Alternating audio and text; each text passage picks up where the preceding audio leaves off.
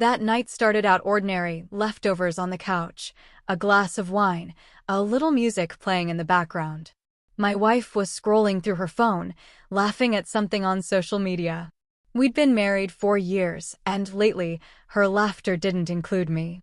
When I tried to joke with her, it usually ended with her rolling her eyes or saying I was being too serious. So when she suddenly smirked and said, "You know, my ex was a little bigger than you," I froze. She said it with that half grin people use when they want to hurt you but pretend it's humor. I didn't respond right away, I just stared at her. She laughed again, brushing it off. "Relax, babe, I'm just joking," she said, still smirking. But that one line felt like a knife between my ribs. I forced a weak smile, pretending it didn't sting, but inside everything cracked.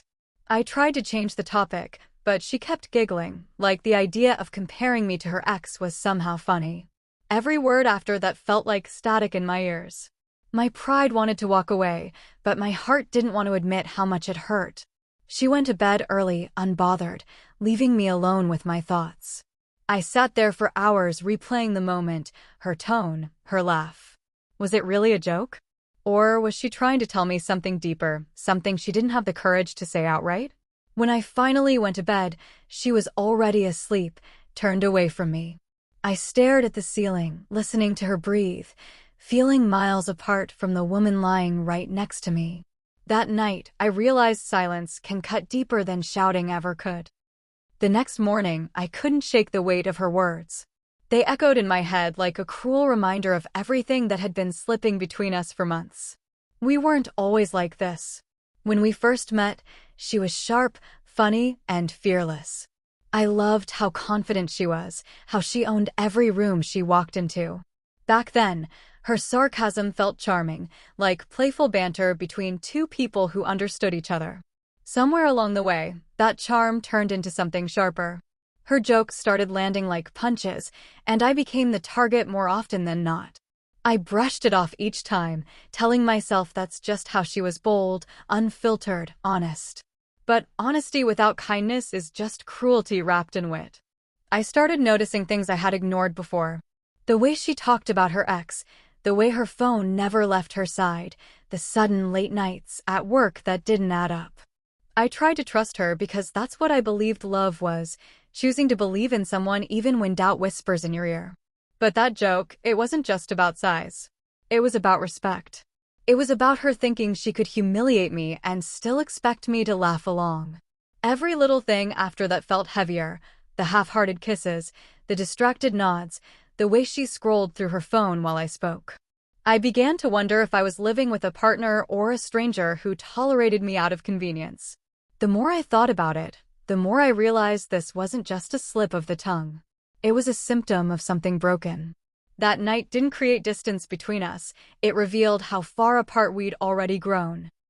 I couldn't shake the feeling that her joke was more than a joke, so I started paying attention. I wasn't snooping, I was observing. The late-night texts, the sudden need for privacy, the way her expression changed when a notification popped up, it all fit too neatly into a pattern I didn't want to see. One night, while she showered, her phone lit up on the counter. A name I recognized from her stories: her ex. The message wasn't explicit, but it was enough. Old photos, inside jokes, messages that carried a familiarity no married woman should share with another man. I didn't explode, didn't confront her right then. I just sat with the truth, letting it burn through every excuse I'd ever made for her. When she came out, acting casual, making small talk, it almost felt surreal. She didn't even notice the change in my eyes. For days, I played along, quiet but composed, until she pushed it again. We were eating, and out of nowhere, she smirked. "You're really sensitive, you know that?" Maybe that's why my ex could handle me better. This time, I didn't flinch. I looked straight at her and said, calm and clear, "If you miss him that much, maybe you should find out if he still wants you, because I'm done competing with ghosts." Her face dropped instantly, the smugness gone. For once, she had no clever comeback, no laugh to hide behind. I didn't yell. I didn't ask for explanations. I stood up, grabbed my keys, and left. The sound of the door closing behind me felt final, not dramatic, not loud, just final. After years of trying to hold things together, I realized the silence that followed was the most peaceful sound I'd heard in a long time. The days that followed felt strange, quiet, but clean, like I had finally stepped out of a fog I didn't know I was in. I stayed with a friend for a while, keeping to myself, letting the weight of everything settle. I didn't feel rage anymore, just relief. A few days later, the messages started coming in. At first, it was casual, "Can we talk?" Then the apologies rolled in. She said she didn't mean it, that she was stressed, that she was only joking, that I was overreacting. The usual lines people throw out when they realize the person they thought would never leave actually did. I read every message, not out of hope, but out of curiosity. She never once said she was sorry for disrespecting me, only for the consequences that followed. That told me everything I needed to know. I didn't respond. Not because I wanted to hurt her, but because I finally understood that silence is its own form of closure. I started focusing on myself again, going to the gym, reading, reconnecting with old friends. I slept better, laughed easier, and didn't have to second-guess every word that came out of my partner's mouth. The anger faded, replaced by a calm kind of acceptance. She had her way of showing love, and I had mine. Hers came with barbs and comparisons. Mine deserved peace.